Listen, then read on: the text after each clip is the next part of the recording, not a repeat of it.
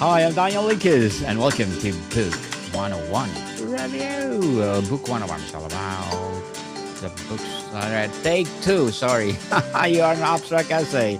Hi, I'm Daniel Lucas, and welcome to Abstract Essay, where ideas take shape, thoughts find depth, and every conversation explores the art of thinking beyond the obvious. And today I have my special guest one of his advocacy. Wow, having a 10 million exit in business annually, and a former studio owner who built and sold for five times returns.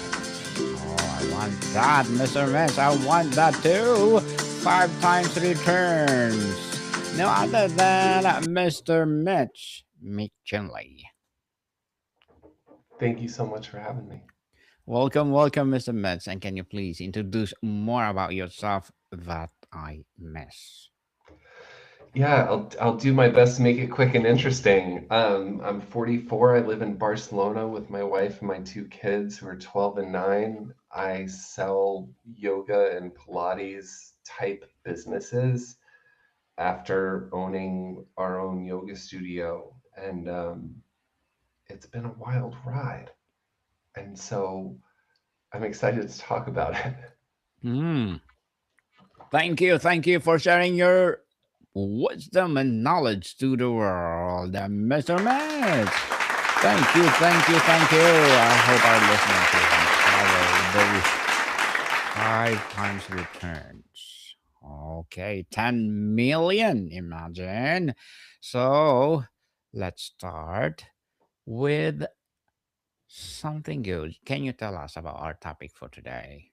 From yoga studio owner to 10 million in exit with a 70% success rate. Broker changing fitness. It's a story about entrepreneurship, and for anyone who has ever dreamed of owning their own business and leaving their corporate job and owning their dream business, which for us was a yoga studio, um, that we were able to do it. And I think more people are able to do it than realize that they are, um, because I think everyone has the skills to be an entrepreneur, and it's so much fun to wake up in the morning and work for yourself. It's so much more inspiring, and to be a part of your community and to make an impact in your neighborhood is so rewarding. And so I want to share that with people. And so whether it's starting a business from scratch, or buying a business, which is actually really easy to do, and probably a better idea than starting from scratch. I love talking about it.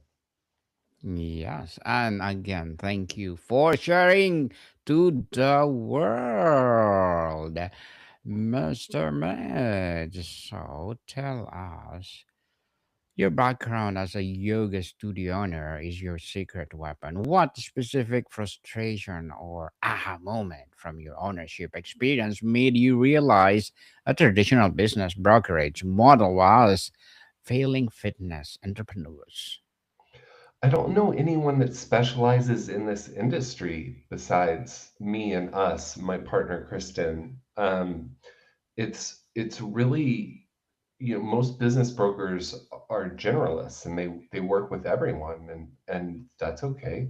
But this is the industry that I know and love. And so I went from being more of a fitness insider to a business broker than, being a business broker first. And that, I've been a buyer and a seller, and I've been a manager and an owner, and I've been a landlord. Like, it's easy for me to relate to everyone in a deal. And so in a perfect world, you know, it's a win-win-win. The buyer buys a business, the community continues, the seller gets paid, everyone keeps their jobs. Um, it's a wonderful thing to be a part of. Definitely. Being part of it, it's something else. Mr. Mitch, transitioning from entrepreneur to a broker requires a shift from passion to analysis. What was the most difficult mindset shift you had to make? And how does your founder's empathy now give you an edge? Oh man. Um, the most difficult shift I had to make was going from a monthly membership income type of revenue, where a bunch of people are paying, however many dollars a month, and it's very consistent and reliable, to now living a life that's based on commissions, which are completely unreliable and come with huge swings. And so, there's been some really scary moments along the way. I started this company in 2019, a year before COVID. And so when COVID happened, my name got out there very, very quickly, but it was, nobody was buying these businesses because they were shut down. The government wouldn't let them open. And so um, it was a hard time. And it's when you're an entrepreneur, I think that's the thing that every entrepreneur can relate to, is that you feel like you go through trial by fire. Um, but we've sold almost 75 studios now, and almost approaching 20 million now in transacted value. And we help everybody from multi-unit franchise owners to mom and pop business owners, and it's just a really rewarding thing that we I don't know. I feel very lucky. Yes, you are, and I hope I will be lucky too. In putting all this business and exit as you are talking about. And Mr. Mitch, as an owner, you understood that the studio value is in its vibe and community, not just its P&L. How do you translate those intangible assets into tangible value for a buyer during sale? Well, it's really important for all of those things. I mean, the P&L is important, the vibe is important, the staff and the structure is important, the accounting, having clean books is really important. How you file your tax returns is important. How involved you are as an owner, if you're the person that's doing everything every day, like, that's important. There's so much to it. And good exit strategy is just good business strategy. It's kind of the same thing. It's, you want to, as the owner, like, you want to extract yourself from the day to day. You want to have a strong team to run everything. You want your numbers to be clean, and you want to make as much money as possible. And that all lines up. And so if you can get in that mindset earlier in your entrepreneurial arc, you'll be rewarded in the end when you sell, because you'll be able to sell for more. To sell for more. And I like that. Mr. Mitch, you emphasize this preparation phase long before listing. What are the top three operational or financial housekeeping items you demand every seller address? And why are they deal breakers if ignored? The three most important things: the owner can't be the only person running the day to day, wearing all the hats as the manager, the teacher, the trainer, the housekeeper, the plumber, like whatever. The owner really needs to be working on the business and not in the business. The second thing is the financial records have to be clean.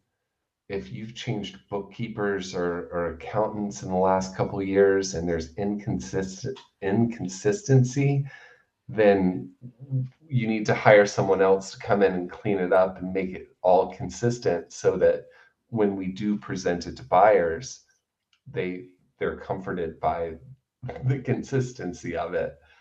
And then the third thing is probably the biggest surprise that people are usually don't believe when they hear it, is that it's actually really good to talk about wanting to sell your business. A lot of times owners are terrified of employees leaving or clients quitting. And what we found is very much the opposite. Clients and managers and staff are the best buyers. They know the business, they love the business, and so if if you could just be honest with them up front, like way before you're selling, maybe a couple years in advance, and say, I call this planting seeds. It's like, if if you're interested, we're probably going to sell in a few years. Like our kids are going away to college, or my parents are getting older and I need to take care of them. You know, it's always more of like a big life decision when somebody makes a transition like this. Um, and so when you plant those seeds, you allow for the possibility of that transition to happen on a different timeline. Um, and that's for the best people, and that a lot of times makes for the best exits. The best exit indeed. And Mr. Mitch, your high success rate hinges, in fact. Beyond capital, what are the key psychological and operational traits you profile for a buyer to ensure you won't destroy the community culture you are selling? Well, 99% of the time, the buyer wants to keep everything intact exactly as it is. The reason that they're buying it is because it's a good business. Yes. And so, you know, to have a good staff is an amazing thing. And, you know, you don't, most of the time, buyers don't want to change anything at all for at least, you know, 6, maybe 12 months. Um, because they want that transition to be stable, and they want everything to be, you know, reliable going forward, and they want to earn people's trust. And so usually for me, buyers bring energy to the business. They bring life, and the seller's usually tired. And so, you know, a lot of times improvements happen. It's like maybe the space looks a little nicer, or, you know, there's a, maybe it's a second location. Like if a competitor buys it, now your membership allows you to go somewhere else. A lot of times there's real upside to it. Staff can grow into bigger positions like area managers instead of just general managers, and that's good for everybody.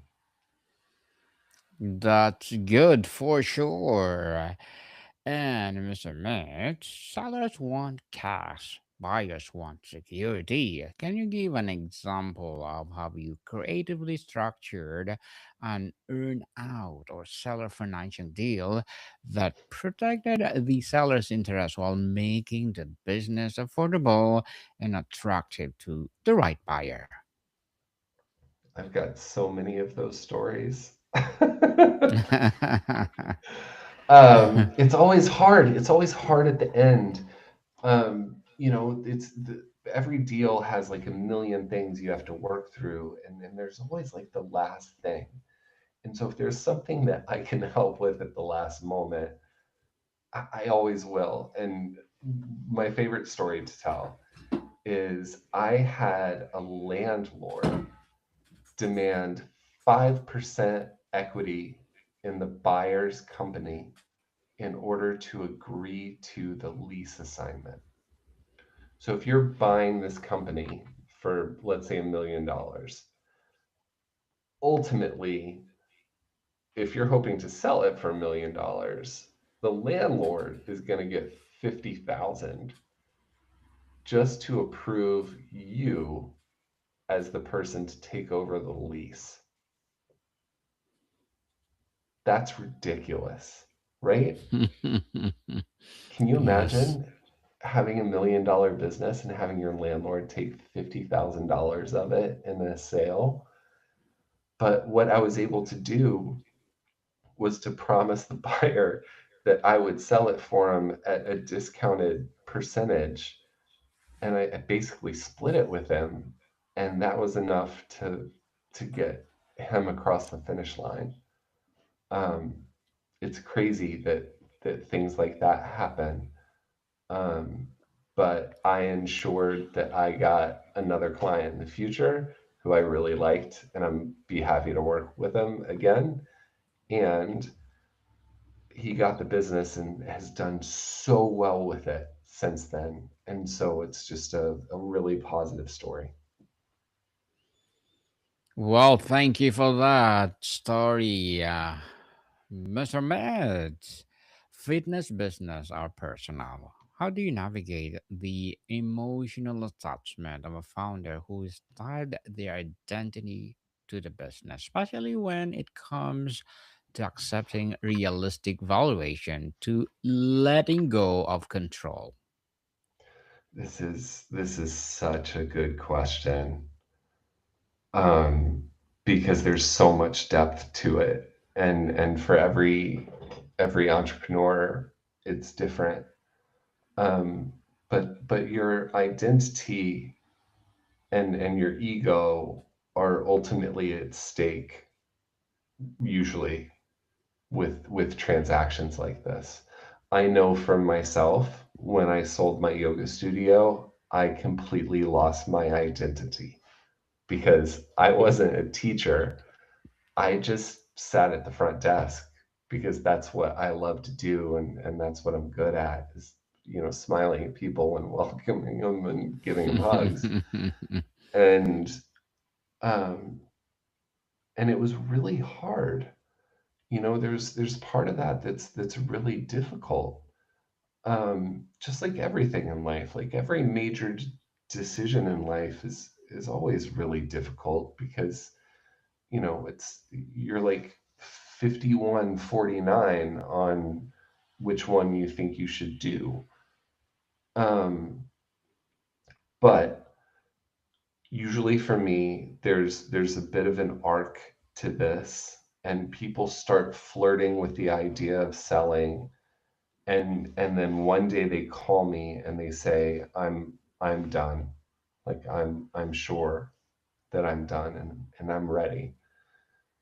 And when you hear that, I've been through it. It's you know it to be true. It's you're ready to move on to the next chapter of your life for whatever the reason is. And it's scary because you don't know what that is, and you don't know what your identity is going to be in that next chapter. And for me personally, I really didn't even know that I was going to start being a broker. I was just a consultant in this industry. um, I just had this experience with buying and selling that made it make sense, and so I did. But it's like now I I make so much more than I ever did owning a yoga studio, which every yoga studio owner will laugh at. Um, and I live in Barcelona with my family, and I'm giving my kids this international exposure to Italy and France and Portugal and all of these things, and at the same time, like I still am not really sure what, what my identity is. And so being at this point where I've had this business for 7 years, and it's doing really well, and I'm really proud of it, and I'm really proud of what we've been able to do with our family and the trips that we've been able to take, and the languages that they're learning, and how brilliant they are, and artistic they are. We miss our family, and we miss common comforts, and so it's always like the duality of being grounded versus, and like grounded and safe versus being free. And I think as humans, like we always want both, sometimes more of one at a different time than the other. Um, but I'm here for all of it. Well, Mr. Mitch, before we wrap up our discussion for today, I'm inviting you to please do listen to my other podcast, people. My other podcast, because my abstract essay is already in fifth season, abstract poetry in second season, and my book 101 review in fifth season too, comedy 101 third season, and my food 101 in sixth season this December. Geography 101 love letters. Movie 101 review, music 101 fourth season, science 101, sex 101 second season, ML Baby Podcast Law 101, Mental Health 101, Bible Verses 101, and coming this December, Entrepreneur 101. Now, can you please listen to them wherever you listen your podcast?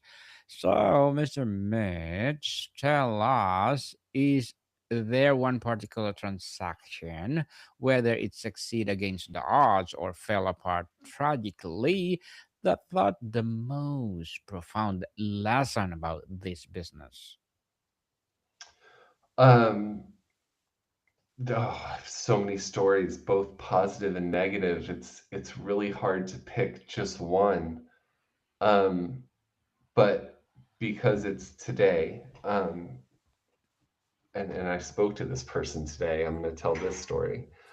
It was the first studio that I sold once I was formally licensed as a broker. And it was in October of 2019, and it was this wonderful family had a little fitness studio in San Diego, and they sold it to one of their favorite clients, and they sold it with a big seller note. And 6 months later, when the payments were supposed to start, COVID happened and the business was shut down, and they never got any of the payments. And it bums me out to this day, that was the first deal. And I think every business owner is afraid of things like that constantly. And anybody that went through COVID is certainly traumatized in that regard. But I think it speaks to the importance of selling when you're ready, the importance of selling when everything is going really well, and and being confident that you're going to move on to a new chapter, and you're going to find a new identity. And that process might be messy, but it's also going to be awesome and worth it. Yes, messy but worth it. And thank you so much for sharing your knowledge and wisdom to the world, Mr. Matt. Thank you, thank you, thank you. So, can you please invite our listeners to support your advocacy, your project, your business, or anything you want to promote on Abstract Essay? Peace on earth would be awesome. But if Yes. if you want to find me and talk to me, boutiquefitnessbroker.com is the easiest way. Yes, definitely. And please do come over to my Entrepreneur 101 measurements and let's talk about business mindset if you're interested. Gladly. Thank you so much, Daniel. Yes, people, let's support Mr. Mitch Mcginley because if you support him, for sure, more and more empowering business will rise. So, Mr. Mitch, thank you so much for your time. More to come, people. See you soon.